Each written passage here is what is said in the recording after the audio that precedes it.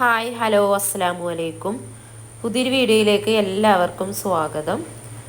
അപ്പോൾ എന്തൊക്കെയുണ്ട് എല്ലാവരുടെ വിശേഷങ്ങളും? സുഖം തന്നെയല്ലേ? സുഖമാണെന്ന് വിചാരിക്കുന്നുണ്ട്. അൽഹംദുലില്ലാ ഞങ്ങൾക്കും ഇവിടെ സുഖമാണ് കേട്ടോ. കുറേ ദിവസമായില്ലേ ഒരു ലോങ് വീഡിയോ ഇട്ടിട്ട്. കുറച്ച് ദിവസമായിട്ട് പനിയും ജലദോഷവും കഫക്കെട്ടും അങ്ങനെ ഓരോ അസുഖങ്ങളേനി. അതാണ് വീഡിയോ ഇടാൻ നേരം വൈകിയത്. പിന്നെ ആദ്യം ഫിയക്ക് ഉണ്ടായി പനിയും ജലദോഷമൊക്കെ. ഉള്ളതൊന്ന് പകുതി മാറി വന്നപ്പോത്തിന് എനിക്കുണ്ടായി. സൗണ്ട് കേട്ടാൽ മനസ്സിലാവും. ജലദോഷം എപ്പോഴും ശരിക്കും അങ്ങോട്ട് മാറിയിട്ടില്ല കേട്ടോ. അപ്പോൾ അതാ രാവിലെ 5 മണി ഒക്കെ ആയപ്പോൾ എണീറ്റിട്ടുണ്ട്. ഇന്നിപ്പോൾ നമുക്ക് ഇത് ഞാൻ ഒരു 4-5 ദിവസം മുന്നേക്കെ എടുത്തൊരു വീഡിയോ ആണ് കേട്ടോ. വീഡിയോ പോസ്റ്റ് ചെയ്യണ്ടെന്നിങ്ങനെ വിചാരിച്ച് നിന്നതേനി. പക്ഷെ പിന്നെ ഇങ്ങനെ കരുതി ഇത്രയും ബുദ്ധിമുട്ടി എടുത്തതല്ലേ, അപ്പോൾ എന്തായാലും വീഡിയോ പോസ്റ്റ് ചെയ്യാമെന്ന് വിചാരിച്ചു. അപ്പോൾ ഉസ്താദുമാരെ ചിലവുള്ളൊരു ദിവസത്തെ വീഡിയോ ആണ് കേട്ടോ അത്. പിന്നെ സ്കൂളും കാര്യങ്ങളും ഒക്കെ ഉണ്ട്. അപ്പോൾ വീഡിയോ മുഴുവനായിട്ടും കാണണേ. വീഡിയോ കാണുമ്പോൾ തന്നെ നിങ്ങൾക്ക് ഇഷ്ടപ്പെടുകയാണെങ്കിൽ ലൈക്ക് ബട്ടൺ ഒന്ന് പ്രസ് ചെയ്യണം കേട്ടോ. അതേപോലെ സബ്സ്ക്രൈബ് ചെയ്യാനും ഒന്നും മറന്നു പോകരുത്, മറക്കാതെ ചെയ്യണേ. അപ്പം ഉസ്താദുമാർ ഇന്ന് രാവിലെ 2 ആളും ഉച്ചക്കും രാത്രിയും ഒരാളേ ഉള്ളൂ കേട്ടോ. അപ്പം രാവിലെ ഒരു 5 മണിക്ക് എണീറ്റിട്ട് പിന്നെ നിസ്കാരവും കാര്യങ്ങളൊക്കെ കഴിഞ്ഞ് വന്നപ്പം 5:30 ആയിട്ടുണ്ട്. അപ്പം ഞാൻ പുട്ടും കടലക്കറിയാണ് കേട്ടോ ഉണ്ടാക്കുന്നത്. കടല ഞാൻ തലേന്ന് തന്നെ വെള്ളത്തിലിട്ട് വെച്ചിട്ടുണ്ട്. ഇനി അപ്പോൾ അതിക്ക് കുറച്ച് മഞ്ഞപ്പൊടിയും മുളകും പൊടിയും അതുപോലെ മല്ലിപ്പൊടിയും പച്ചമുളകും തക്കാളിയും ഒക്കെ ഇട്ടുങ്ങാണ്ട് കുക്കറിലാണ് കേട്ടോ വെക്കണത്. ഇത്തിരി വെള്ളം ഒഴിച്ചു കൊടുക്കുന്നുണ്ട്. അത്യാവശ്യം കറി വേണ്ടേ, അപ്പോൾ ആവശ്യത്തിന് വെള്ളവും ഉപ്പും ഒക്കെ ഇട്ടുങ്ങാണ്ട് ഗ്യാസുമ്മലാണ് കേട്ടോ വെക്കണത്. കുക്കറിൽ ഒരു 2-3 വിസിലടിച്ചാൽ മതി. അപ്പോൾ പെട്ടെന്ന് വെന്ത് കിട്ടും. തേങ്ങ അരച്ചുകൊണ്ടാണ് കേട്ടോ കറി ഉണ്ടാക്കുന്നത്. സാധാരണ ഞാനങ്ങനെ തേങ്ങ അരക്കലില്ല. ഒരു മസാലക്കറിയൊക്കെ ആക്കിങ്ങാണ്ട് അങ്ങനെ ഉണ്ടാക്കലാണ്. ഇതിപ്പം 2 ആളും ഉണ്ട്, പിന്നെ നമുക്ക് വീട്ടിലുള്ളവർക്കും വേണ്ടേ. അപ്പോൾ കുറച്ച് പുട്ടാകുമ്പോൾ കുറച്ചധികം കറിയും വേണം. അപ്പോൾ തേങ്ങയൊക്കെ അരക്കണം. അപ്പോൾ കടലൊക്കെ വെന്ത് വരുമ്പോഴത്തിന് ഞാനിതാ പുട്ടിൻ്റെ പൊടി എടുത്തിട്ടുണ്ട് കേട്ടോ. അത് ഹോം മെയ്ഡ് പുട്ടാണ്, നമ്മളെ ഹോം ഷോപ്പിൻ്റെ പ്രോഡക്റ്റാണ് കേട്ടോ. അപ്പം കുറച്ച് പുട്ട് പൊടി ബാലൻസ് ഉണ്ട്. ഇനി അതും പിന്നെ പുതിയ പാക്കറ്റ് അതും പൊട്ടിച്ച് കണ്ട് അങ്ങനെ ആവശ്യത്തിന് എടുത്തിട്ടുണ്ട്. ഇനിയിപ്പോൾ അത് കുറച്ച് വെള്ളത്തിൽ ഉപ്പൊക്കെ ഇട്ടുകൊണ്ടൊന്ന് നനച്ചു കൊടുക്കാം. ചിലരെ പുട്ടും പൊടിക്ക് കുറച്ചധികം വെള്ളം ഒഴിച്ചുകൊണ്ട് അവിടെ ഒരു 2-3 മിനിറ്റ് മാറ്റി വെക്കും കേട്ടോ. പക്ഷെ ഞാനങ്ങനെ ചെയ്യലില്ല. എനിക്ക് ഇങ്ങനെ എളുപ്പം കുറച്ചിച്ച ഇങ്ങനെ വെള്ളം ഒഴിച്ചിട്ട് നനച്ചു കൊടുക്കണത്. അപ്പം കുറച്ചധികം വെള്ളം ഒഴിച്ചുകൊണ്ട് അങ്ങനെ മാറ്റി വെക്കുമ്പം നല്ലോണം കുതിർന്ന് വരുമായിരിക്കും. ഞാനങ്ങനെ വീഡിയോസിലൊക്കെ കണ്ടിട്ടുണ്ട്, പക്ഷെ ഞാനിതുവരെ അങ്ങനെ ചെയ്ത് നോക്കിയിട്ടില്ല. അപ്പം ഇന്നിപ്പോൾ ഞാൻ പറഞ്ഞില്ലേ സ്കൂളൊക്കെ ഉണ്ട്. അപ്പം ഇനി കുട്ടികൾക്ക് ചോറൊക്കെ കൊണ്ടുപോകണം. അപ്പം നേരത്തെ തന്നെ ചോറിനില്ല വെള്ളം വെക്കുന്നുണ്ട്. പിന്നെ ഞാൻ ഈ അടുപ്പൊക്കെ കത്തിച്ചുകൊണ്ട് ഇങ്ങനെ ഈ ചോറൊക്കെ ഉണ്ടാക്കണത് കാണുമ്പം ചില കൂട്ടുകാർ എനിക്ക് മെസ്സേജ് ഇടലുണ്ട് കേട്ടോ. ഞങ്ങളെ വീട്ടിലൊന്നും ഇങ്ങനെ അടുപ്പില്ല, അധികവും ഗ്യാസുമ്മലാണ് ഫുഡൊക്കെ ഉണ്ടാക്കൽ. നിങ്ങളത് കാണുമ്പോൾ നല്ല രസമാണ് വീഡിയോസൊക്കെ കാണാനെന്നൊക്കെ ഇങ്ങനെ മെസ്സേജ് ഇടലുണ്ട്. പക്ഷേ ഇപ്പം എനിക്കും തന്നെ അടുപ്പില്ലെങ്കിൽ ഭയങ്കര ഒരു ബുദ്ധിമുട്ടാണ് കേട്ടോ. ചില വീട്ടിൽ അടുപ്പേ ഉണ്ടാവില്ല, ഫുൾ ഗ്യാസ് ആയിരിക്കും. അത് വിറകില്ലാത്തതുകൊണ്ടായിരിക്കും. നമുക്ക് പിന്നെ വിറകിന് ബുദ്ധിമുട്ടും കാര്യങ്ങളൊന്നുമില്ല. വിറകിനായാലും വെള്ളത്തിനാണെങ്കിലും ബുദ്ധിമുട്ടും കാര്യങ്ങളൊന്നും ഇല്ലാത്തതുകൊണ്ടാണ് നമ്മൾ അടുപ്പ് കത്തിക്കുന്നത്. പുട്ടും പൊടി നനച്ചു കൊടുത്തുകൊണ്ട് ഞാനൊരു 5 മിനിറ്റ് നേരം മാറ്റി വെച്ചിട്ടുണ്ടേനി. അപ്പോൾ വീണ്ടും ഡ്രൈ ആയ പൊടി പോലെ നിൽക്കേനി കേട്ടോ. അപ്പം ഒന്നും കൂടിയും വെള്ളമൊക്കെ നനച്ചു കൊടുത്തുകൊണ്ട് പുട്ടൊക്കെ ചുട്ടെടുക്കുന്നുണ്ട്. ചോറിനില്ല വെള്ളം വെച്ചത് നല്ലോണം തിളച്ച് വന്നിട്ടുണ്ട് കേട്ടോ. അപ്പോൾ ഞാൻ കുടിക്കാനുള്ള വെള്ളം കുറച്ച് അതിന് അപ്പം തന്നെ ഈ ചൂട് കൊടുക്കാനെ തന്നെ അങ്ങനെ അങ്ങോട്ട് മാറ്റി വെക്കലാണ്. പിന്നെ വെറുതെ രണ്ടാമതൊന്ന് ഗ്യാസ് വെക്കണ്ടല്ലോ. അപ്പോൾ ഇതിൽ തന്നെ അങ്ങനെ അങ്ങോട്ട് മുക്കി വെക്കും കുടിക്കാനുള്ളത്. അപ്പോൾ അത് അരിയൊക്കെ ഇട്ട് കൊടുക്കുന്നുണ്ട്. സ്കൂൾ കൊണ്ടുപോകാനുള്ളതും അതേപോലെ ഉച്ചക്ക് ഉസ്താദിനുള്ളതും ഒക്കെ കൂടി ഒരുമിച്ചാണ് കേട്ടോ ഇട്ട് കൊടുക്കുന്നത്. പിന്നെ നമ്മളെ പറമ്പിൽ വളമിടാനുള്ളൊരു പണിക്കാരനും ഉണ്ട് കേട്ടോ. അപ്പം അയാൾക്കുള്ള ചോറും കഞ്ഞിയും അതും കൊണ്ടു കൊടുക്കണം. അങ്ങനെ എല്ലാം കൂടിയും ഒരുമിച്ച് പണി കുറച്ച് കൂടുതലുള്ളൊരു ദിവസമാണ് കേട്ടോ ഒന്ന്. അപ്പോൾ അതാ കടലക്കറിയൊക്കെ വെന്ത് വന്നിട്ടുണ്ട്. അപ്പോൾ ഞാൻ ഇതിക്ക് ഒരു കുറച്ച് കടല ഇന്ന് മാറ്റിങ്ങാണ്ട് മിക്സിൻ്റെ ചെറിയ ജാറിലിട്ട് നല്ലോണം ഒന്ന് അടിച്ചെടുത്തിന് കേട്ടോ, പേസ്റ്റ് ആക്കി വെച്ചിനി. അപ്പോൾ അതും അതിൽ ഇട്ട് കൊടുത്തിട്ടുണ്ട്. പിന്നെ തേങ്ങ അരച്ചത്, തേങ്ങയും ചെറിയുള്ളിയും ഒക്കെ കൂടെ ഇട്ടുങ്ങാണ്ട് തേങ്ങ കുറച്ച് അരച്ചിട്ടുള്ളൂ കേട്ടോ തേങ്ങ. പിന്നെ കറിക്കൊരു കൊഴുപ്പിന് വേണ്ടിയിട്ടാണ് ഞാൻ കടല അങ്ങനെ പേസ്റ്റാക്കി അരച്ചു കൊടുത്തിട്ടുള്ളത്. അപ്പം കറിയൊക്കെ റെഡി ആയിട്ടുണ്ട്. ഇനി അത് ഒന്ന് തൂമിച്ചെടുക്കാം. ചെറിയുള്ളിയും അതുപോലെ കറിവേപ്പും പിന്നെ ഒരു ഇത്തിരി ചിക്കൻ മസാലയും കൂട്ടിക്കാണ്ടാണ് കേട്ടോ ഞാൻ തൂമിച്ചെടുക്കുന്നത്. ചിക്കൻ മസാല ഇട്ടാലൊരു പ്രത്യേക ടേസ്റ്റാണ് കേട്ടോ.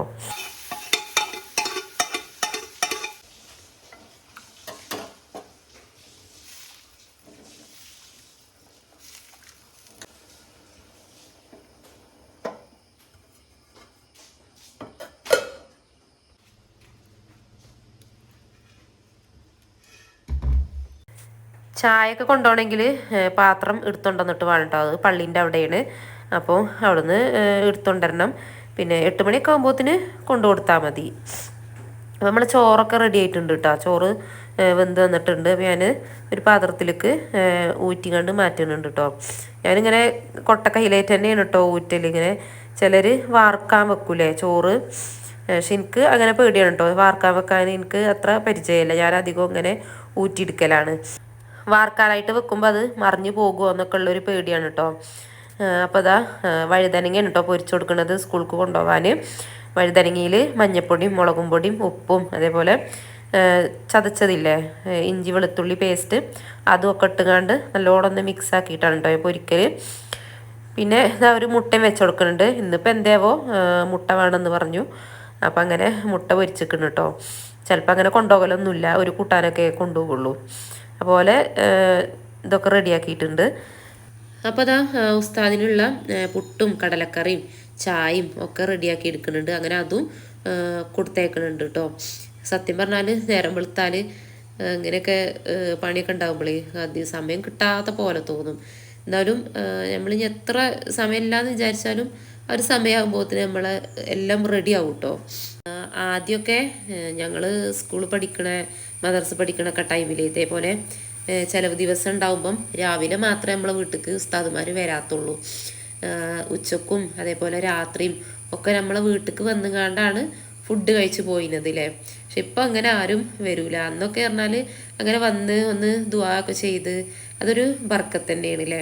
പക്ഷെ ഇപ്പം അങ്ങനെ ആരും വരില്ല. എല്ലാവരും ഇങ്ങനെ ഇതേപോലെ കൊണ്ടു കൊടുക്കലായി.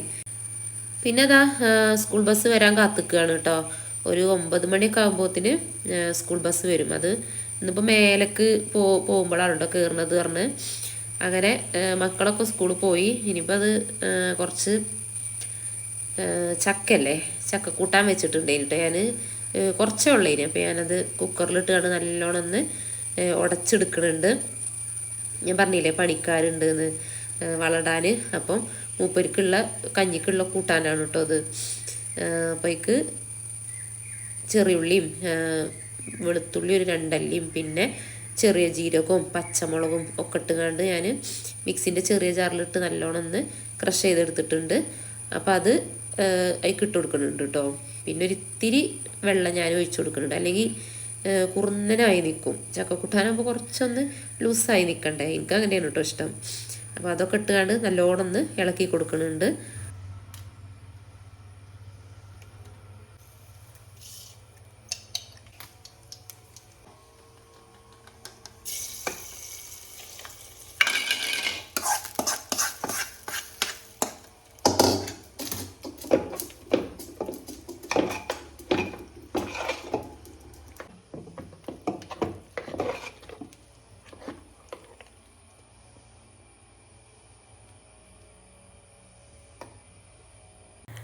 പിന്നെ കടുകും കരിവേപ്പും ഒക്കെ ഇട്ടുകൊണ്ടൊന്ന് തൂമിച്ചെടുത്തിട്ടുണ്ട് കേട്ടോ ചക്കക്കൂട്ടാൻ.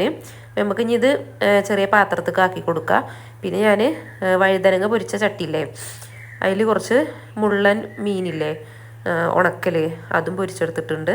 അപ്പോൾ അതും ചക്കക്കൂട്ടാനും കഞ്ഞിയും ഒക്കെ കൊണ്ടു കൊടുക്കണ വീഡിയോസൊന്നും എടുത്തിട്ടില്ല കേട്ടോ. അതിനുള്ളൊരു സമയമൊന്നും കിട്ടിയിട്ടില്ല. വന്നിട്ട് പിന്നെ ഉച്ചക്കുള്ളതും ഒക്കെ റെഡിയാക്കണ്ടേ.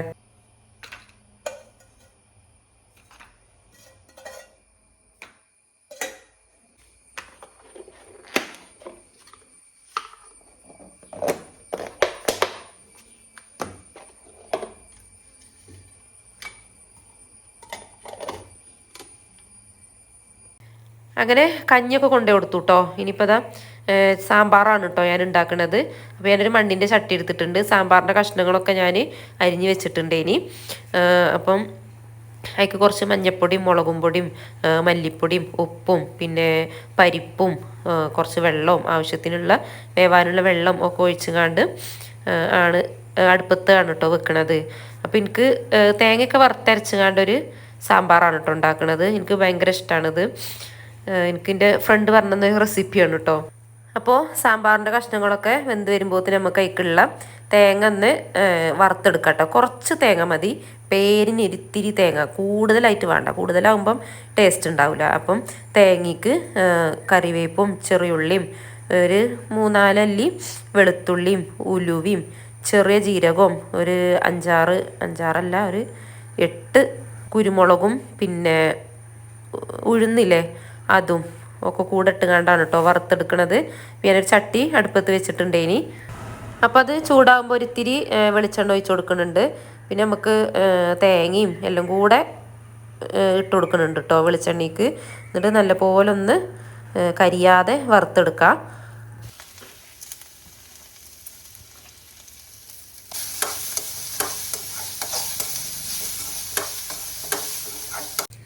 അപ്പോൾ ഒരു ബ്രൗൺ കളർ ആകുന്നത് വരെ വറുത്തെടുക്കണം കേട്ടോ. അപ്പോൾ അതാ പച്ചക്കറിയൊക്കെ വെന്ത് വന്നിട്ടുണ്ട്. അപ്പോൾ ഞാൻ മുരിങ്ങാക്കോലും വെണ്ടയ്ക്ക് ഇട്ട് കൊടുത്തിട്ടില്ലേ. ഇനി ആദ്യം തന്നെ ഇട്ട് കൊടുത്താൽ ചിലപ്പോൾ അത് ഉടഞ്ഞു പോകുമല്ലോ. അപ്പോൾ അതിൽ പച്ചക്കറിയൊക്കെ പകുതി വേവായിട്ടാണ് മുരിങ്ങാക്കോലും വെണ്ടയ്ക്കൊക്കെ ഇട്ട് കൊടുത്തത് കേട്ടോ. അപ്പോൾ അത് അതേപോലെ ബ്രൗൺ കളറായി കിട്ടിയിട്ടുണ്ട്. ഇനി നമുക്കിത് തണുത്തിട്ട് മിക്സിൻ്റെ ചെറിയ ജാറിലിട്ട് കണ്ട് നല്ലോണം ഒന്ന് ഫൈനായിട്ട് അരച്ചു കൊടുക്കാം കേട്ടോ. ഒരിത്തിരി വെള്ളം ഒഴിച്ചു കൊടുക്കണേ.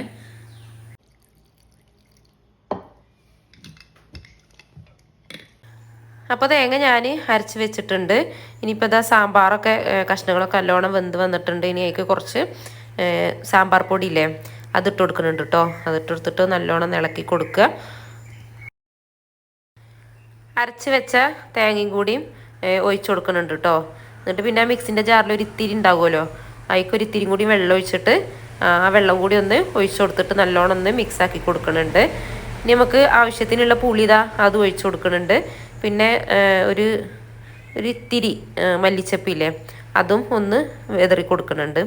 മല്ലിച്ചപ്പിൻ്റെ ചോയ എനിക്ക് ആദ്യം വലിയ ഇഷ്ടമല്ലേ കേട്ടോ സാമ്പാർക്ക്. പക്ഷെ ഇട്ട് വന്നപ്പം ടേസ്റ്റ് ഉണ്ട് കേട്ടോ സംഭവം. അപ്പം എല്ലാം ഇട്ട് കൊടുത്തിട്ട് പിന്നെ നല്ലോണം ഒന്ന് തിളപ്പിച്ചെടുക്കുന്നുണ്ട് കേട്ടോ. എന്നിട്ടൊന്ന് മാറ്റി വെക്കാം. ഇനി നമുക്ക് കടുകും കറിവേപ്പും ഉണക്കമുളകും ഒക്കെ ഇട്ടുകൊണ്ടൊന്ന് താളിച്ചെടുക്കുന്നുണ്ട്. അപ്പോൾ സാമ്പാർ റെഡി ആയിട്ടുണ്ട് കേട്ടോ. നല്ല ടേസ്റ്റ് ഉണ്ട്. ഇനി തേങ്ങ വറുത്തരച്ച സാമ്പാർ അടിപൊളിയായിട്ടുണ്ട്. ഇനി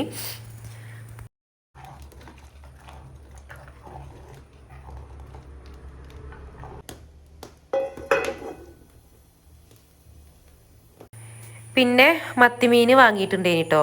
അപ്പം അത് ഉപ്പും മഞ്ഞപ്പൊടിയും മുളകും പൊടിയും ഇഞ്ചി വെളുത്തുള്ളി പേസ്റ്റ് ഒക്കെ ഇട്ടുകൊണ്ട് ഒന്ന് കുഴച്ചെടുത്തിട്ട് കുറച്ച് നേരമൊക്കെ ഒന്ന് മാറ്റി വെച്ചിട്ടുണ്ടേനി കേട്ടോ. നമുക്കത് ചട്ടിക്ക് ഇട്ട് കൊടുക്കുന്നുണ്ട്. പിന്നെ ഞാനിങ്ങനെ ഇടക്ക് കയ്യേറ്റം ഇളക്കി കൊടുത്തതേ ഇങ്ങനെ ചട്ടിയിൽ ഇടുന്ന സമയത്ത് തന്നെ നമ്മൾ ഇളക്കി കൊടുക്കുമ്പോഴേ അടി പിടിക്കാതെ കിട്ടും. ചില ചട്ടി നമുക്ക് അടി പിടിക്കുമല്ലോ, പക്ഷെ അങ്ങനെ ഇളക്കി കൊടുത്താൽ അടി പിടിക്കൂല. അപ്പോൾ ചോറും കറിയും ഉപ്പേരി പിന്നെ ഞാൻ ക്യാബേജ് തോരനാട്ടോ വെച്ചിരുന്നത്. അത് പിന്നെ എല്ലാവർക്കും ഉണ്ടാക്കാൻ അറിയണതല്ലേ, അതിട്ട് പിന്നെ അതൊന്നും വീഡിയോയിൽ കാണിച്ചിട്ടില്ല. അപ്പോൾ ക്യാബേജ് തോരനും പിന്നെ കുറച്ച് ചക്കക്കൂട്ടാനും പപ്പടം പൊരിച്ചതും ഒക്കെ വെച്ച് കൊടുത്തിട്ടുണ്ട്. സമയം 1 മണി ആവാനായിട്ടുണ്ട്. ഇനിയിപ്പോൾ അത് കൊണ്ടു കൊടുക്കണം. അപ്പോൾ ഉസ്താദിനുള്ള ഉച്ചക്കുള്ളതൊക്കെ റെഡിയായി. ഇനി പണിക്കാരനുള്ളതും റെഡിയാക്കി വെക്കണം. അപ്പോൾ അതും അങ്ങനെ കൊണ്ടു കൊടുക്കണം.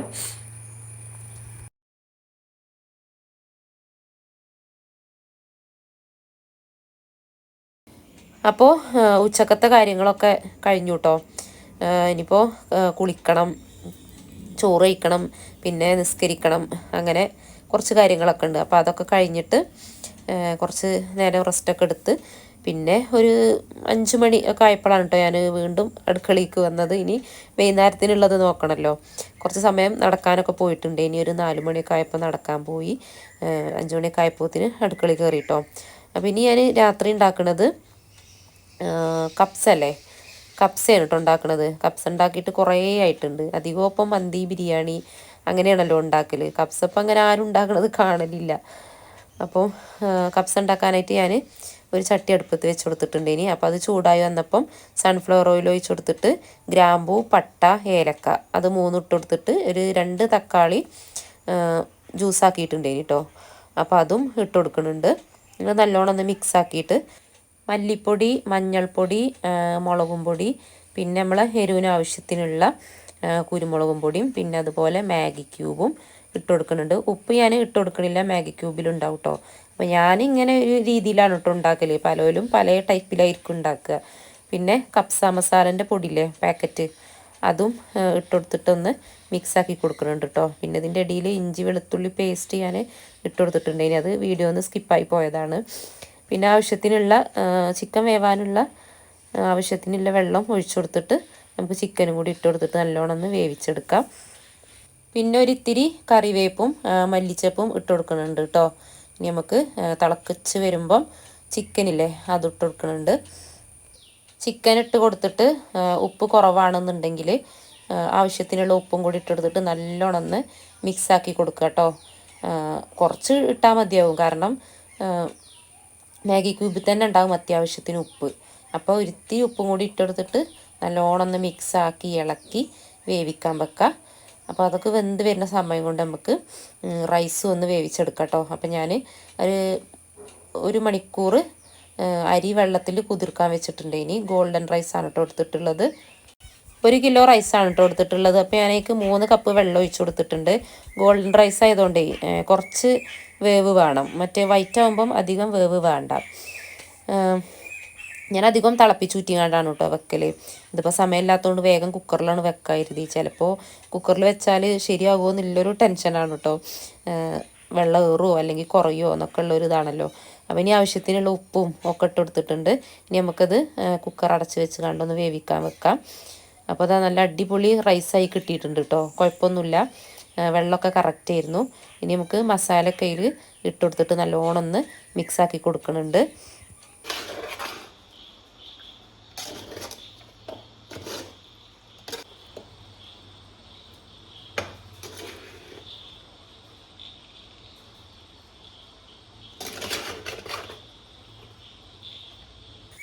അപ്പോൾ ഉസ്താദിനുള്ള ചോറൊക്കെ ഞാൻ പാത്രത്തിലാക്കിങ്ങാണ്ട് കൊടുത്തയച്ചിട്ടുണ്ട്. ഇനി നമുക്ക് ചോറ് കഴിക്കാം കേട്ടോ. ഇതിപ്പോൾ അധികം കപ്സയും മന്തിയൊക്കെ ആകുമ്പോൾ നമുക്ക് അധികം ഓയിൽ വേണ്ട അല്ലേ. നല്ല ടേസ്റ്റ് വേണമല്ലോ കഴിക്കാൻ. ബിരിയാണി ആകുമ്പോൾ കുറച്ചധികം ഓയിൽ വേണേനു. അപ്പം ഇത്തിരി സൈഡായിട്ട് വൈറ്റ് സോസ് ഉണ്ടാക്കിയിട്ടുണ്ടേനി. പിന്നെ തക്കാളി ഉള്ളിയൊക്കെ ഇട്ടുകൊണ്ട് ഒരു ചട്ടിനി ഉണ്ടാക്കുമല്ലോ, അതും ഉണ്ടാക്കിയിട്ടുണ്ടേനി കേട്ടോ. അപ്പോൾ അതൊക്കെ കൂട്ടി കഴിക്കട്ടെ. അപ്പോൾ നമ്മളെ വീഡിയോ ഇത്രയൊക്കെ തന്നെ ഉള്ളൂ. വീഡിയോ കണ്ട് ഇഷ്ടപ്പെട്ടാൽ ലൈക്ക് ചെയ്യാനൊന്നും മറക്കരുത്. കൂടെ തന്നെ സബ്സ്ക്രൈബും ചെയ്യണേ. അപ്പോൾ പുതിയൊരു വീഡിയോ ആയിട്ട് വീണ്ടും വരാം. എല്ലാ കൂട്ടുകാർക്കും അസ്സലാമു അലൈക്കും.